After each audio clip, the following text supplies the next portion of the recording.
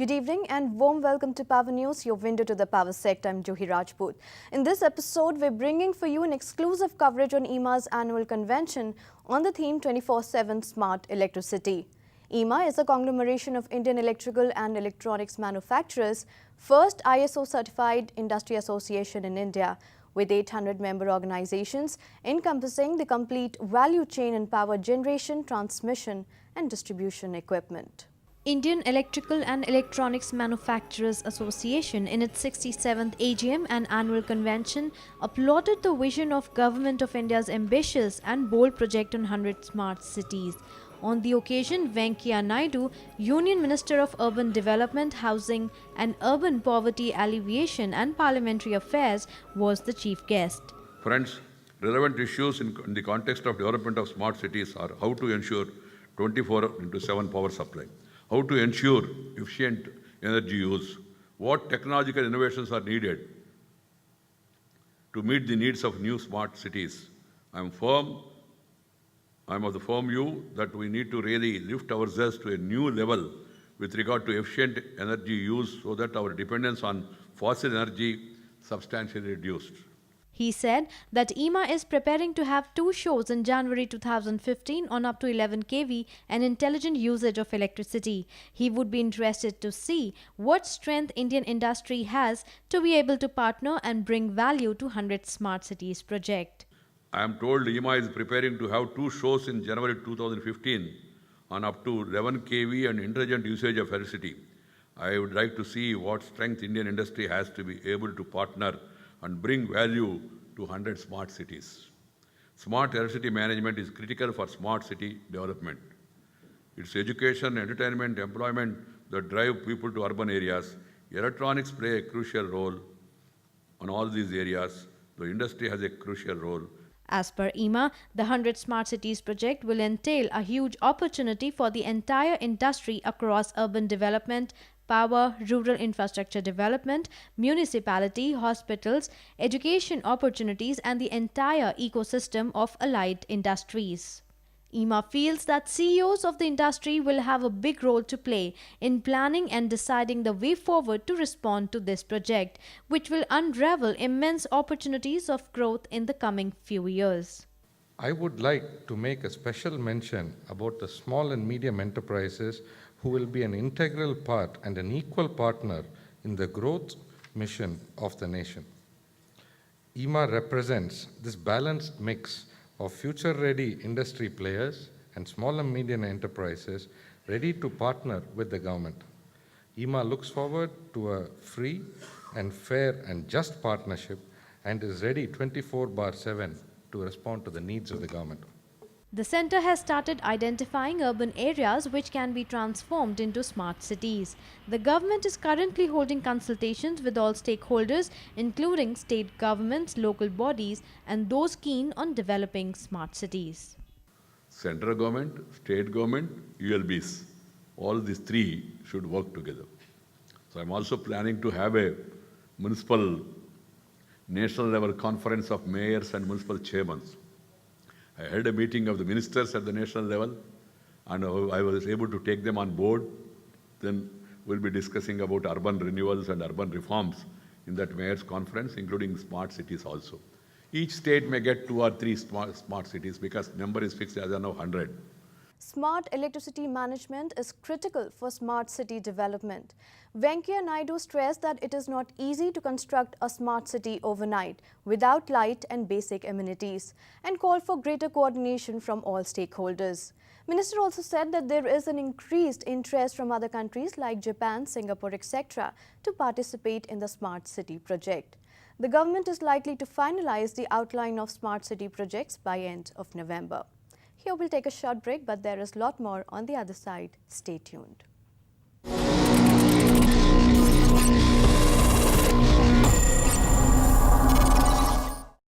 Indian Energy Exchange, India's premier power trading platform.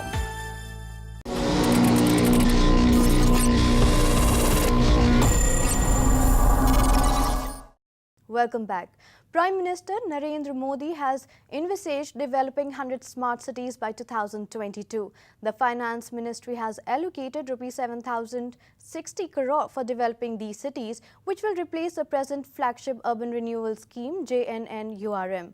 The scale of 100 smart city project reminds us of the Golden Quadrilateral and Connecting the Rivers projects. In fact, the 100 smart cities project goes beyond this league, and the thought itself merits a salute. Smart ideas and smart cohesive implementation capabilities are the need of the hour. Spurred by the vision of the Government of India's ambitious and bold project on 100 smart cities, EMA is enthused and excited about this unique project. That we are doing this digitization not only at the center. Since states are on board with PMG and we have a lot of mutual confidence amongst ourselves, states have agreed to digitize their processes also. So we are engaging with them very intensively as I travel to state every Monday and Friday. So we are very hopeful that we should be able to give you a digitized world. Now finally, how could this be helped in setting up of smart cities? In setting up of smart cities also, there will be myriads of clearances that will be required. And that is where the problem lies, because the industry gets exasperated. Where all have to go, who all have to talk, when should I talk, how should I talk to get these clearances going. Once it becomes a transparent system that a clearance goes onto the portal, then no one has to go to anybody, it's visible. And once it's becomes visible, I think it will get cleared. EMA intends to meet and nurture the objective of 24/7 smart electricity from street to home. EMA is also holding a concurrent show up to 11 kV in line with distribution reforms. This show will give a unique opportunity for electrical equipment manufacturers to showcase their latest equipment, technology and services. Intellect 2015, to be held in January, is a technology showcase and conference on future intelligent electricity, connecting to and enabling intelligent and smart business for a smart India. In EMA, we have been working, our members have been working in coming up with products which use electricity intelligently, which use electricity with efficiency.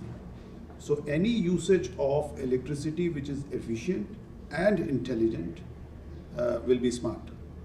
So all these products which are being researched into, innovation is being done, are aimed at making electricity smarter, and any smart city, other than having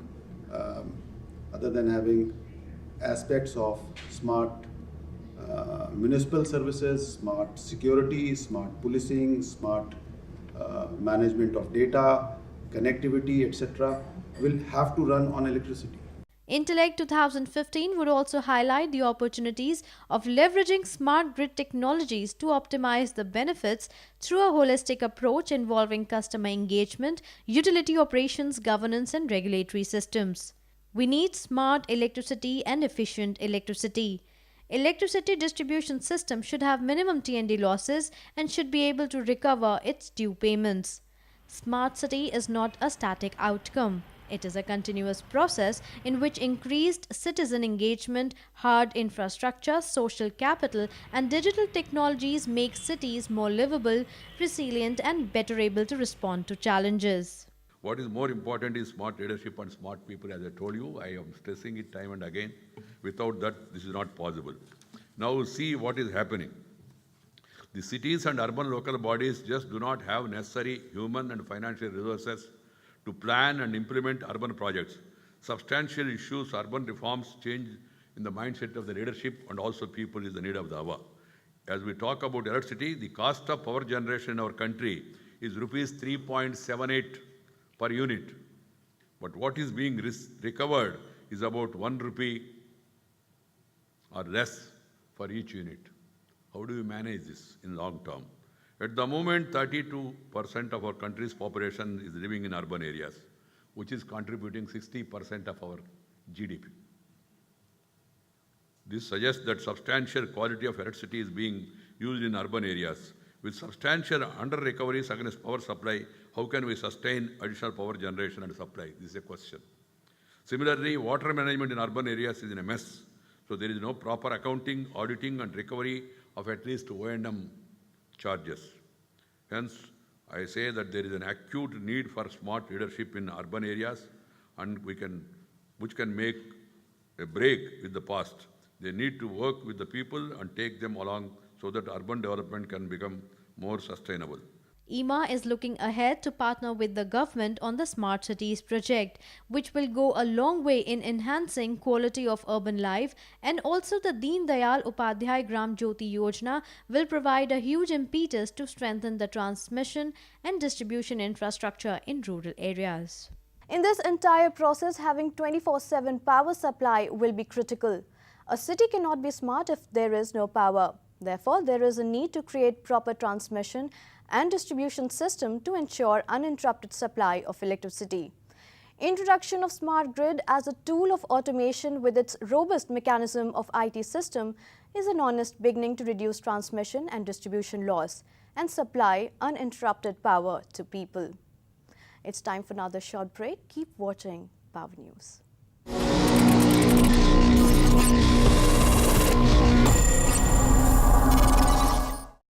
Indian Energy Exchange, India's premier power trading platform.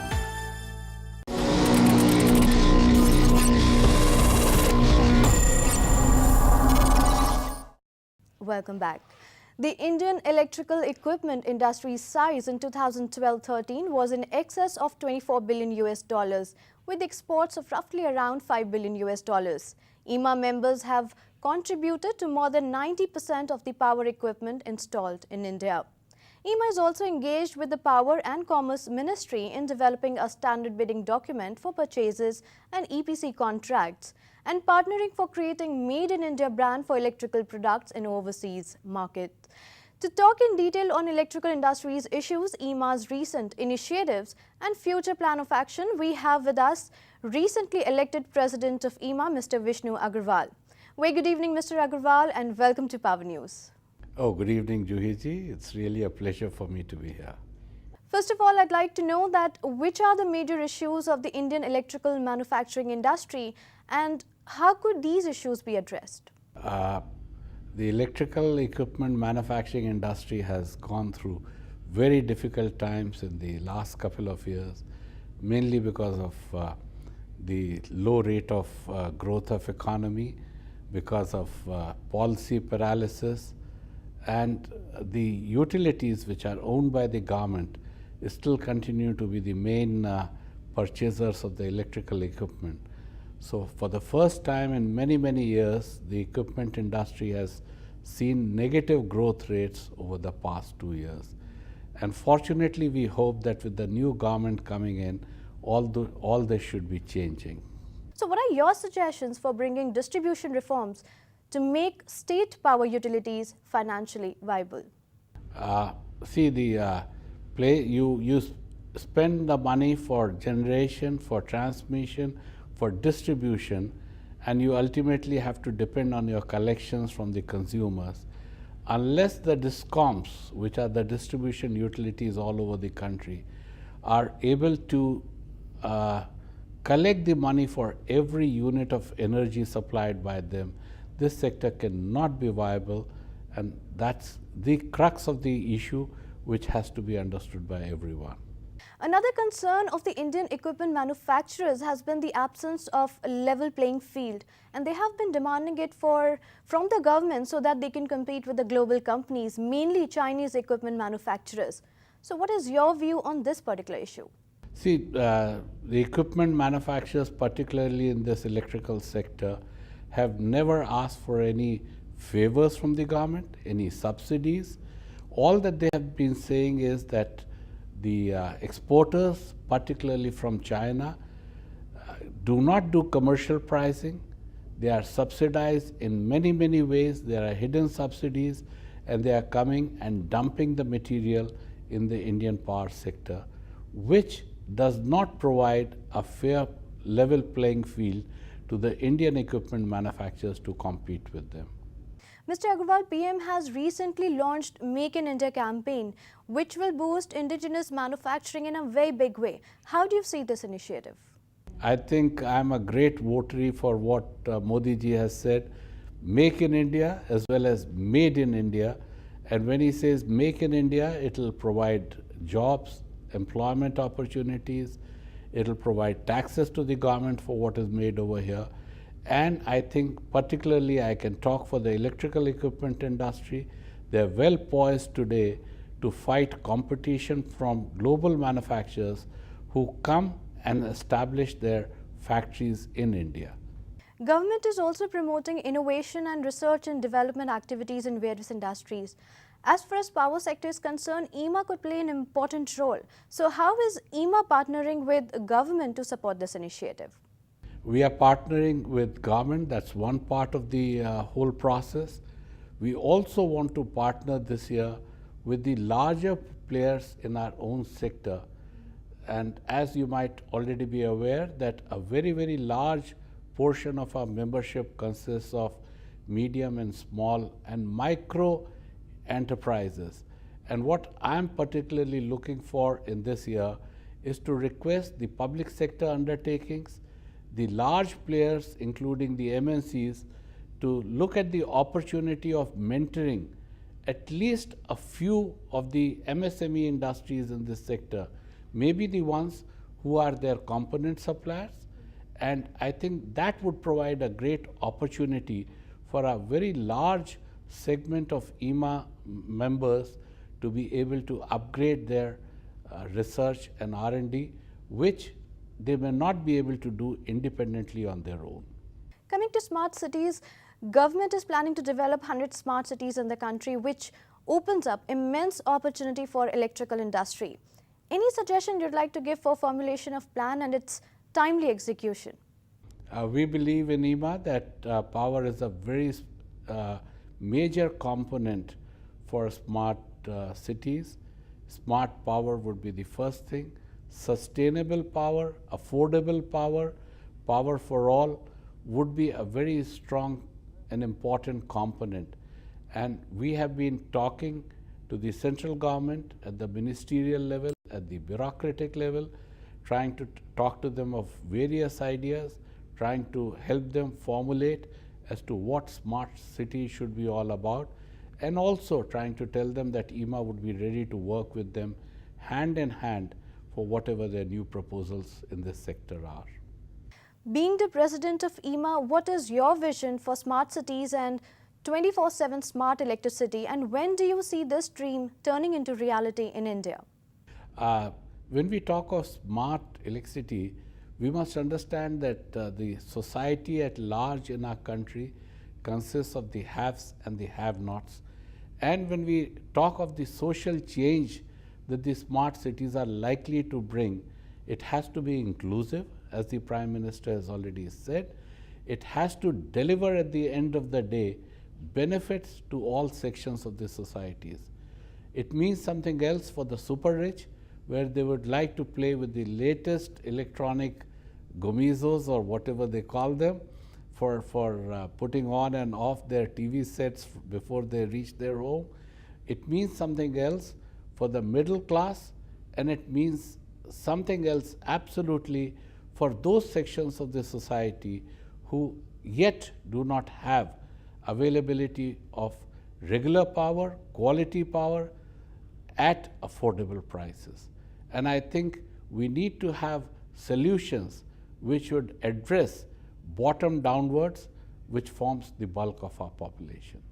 Since India's major population resides in villages, we just can't ignore this segment of the country, and therefore the term inclusive growth becomes extremely important.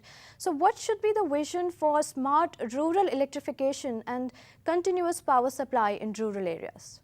See, the first thing is that if you are short of electricity, switch off the power supply which goes to the villages. This happens as of today.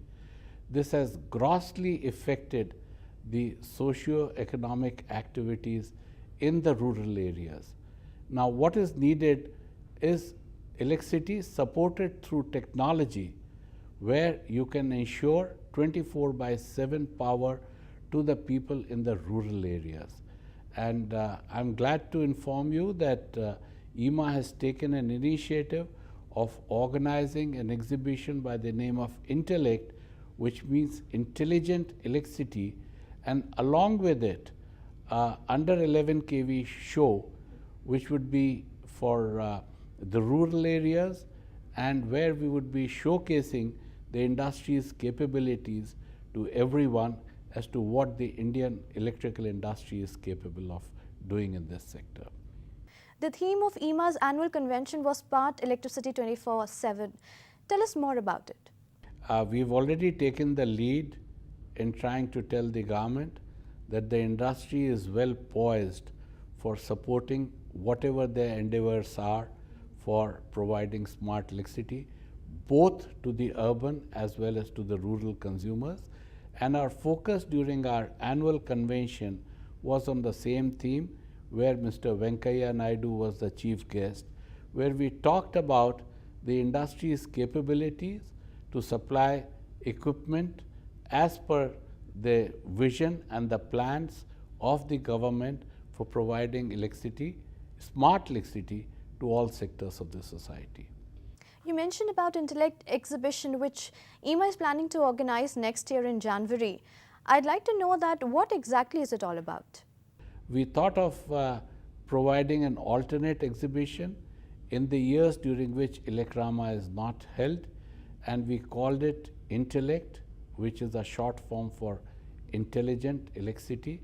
It would showcase the facilities and the manufacturing capabilities of the Indian industry for the smart electricity, including automation. EMA has now partnered with IEEE, which is globally a very well-known society of professionals and has a wealth of knowledge. We'll be running a seminar concurrently with it along at the exhibition venue. We are also partnering with Ministry of Power, Government of India, for running a program for the chairman of the different DISCOMs to discuss on what the new requirements are under the government's plan for 24/7 power to the rural sector, and we'll run a concurrent show which will be under 11 kV for telling them the industry's capability in this sector. This would be held in January at Mumbai, January 2015 at Mumbai. Thank you, Mr. Agarwal, for joining us in Power News. Thank you very much. Thank you. With this, we come to an end of this episode of Power News. Keep sending us your suggestions and views at info@indianpowernews.com or call us on 011-405-60701. I'll be back next week with more news and updates. Till then, goodbye and take care.